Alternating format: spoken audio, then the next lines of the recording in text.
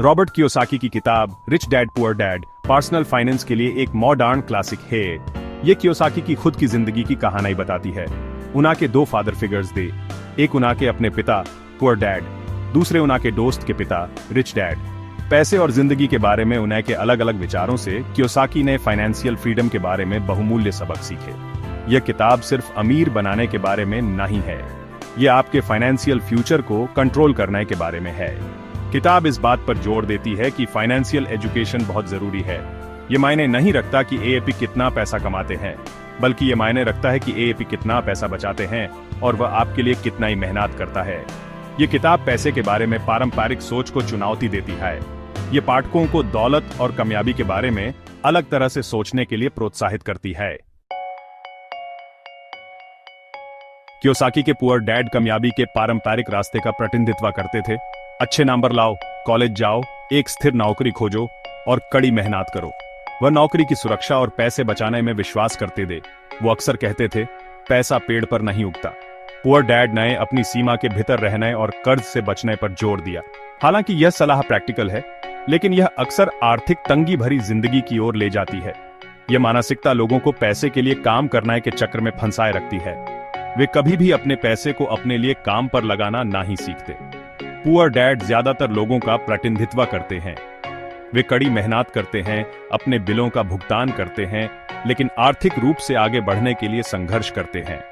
वे अक्सर आर्थिक तबाही से एक तनाख्वाह दूर होते हैं। यह किताब पाठकों को इस चक्र से मुक्त होने की चुनौती देती है। रिच डैड का नजरिया अलग था। वह फाइनेंशियल लिटरेसी और धन बनाने के लिए पैसे को एक उपकरण के रूप में इस्तेमाल करने में विश्वास करते थे। उन्होंने एसेट्स में निवेश के महत्व पर जोर दिया। एसेट्स वे चीजें हैं जो आपकी जेब में पैसा डालती हैं, जैसे बिजनेस या रियल एस्टेट। रिच डैड ने कियोसाकी को अलग अलग निवेश रणनीतियों के बारे में जानने के लिए प्रोत्साहित किया। उन्हें रियल एस्टेट, स्टॉक और एंटरप्रेन्योरशिप के बारे में सिखाया।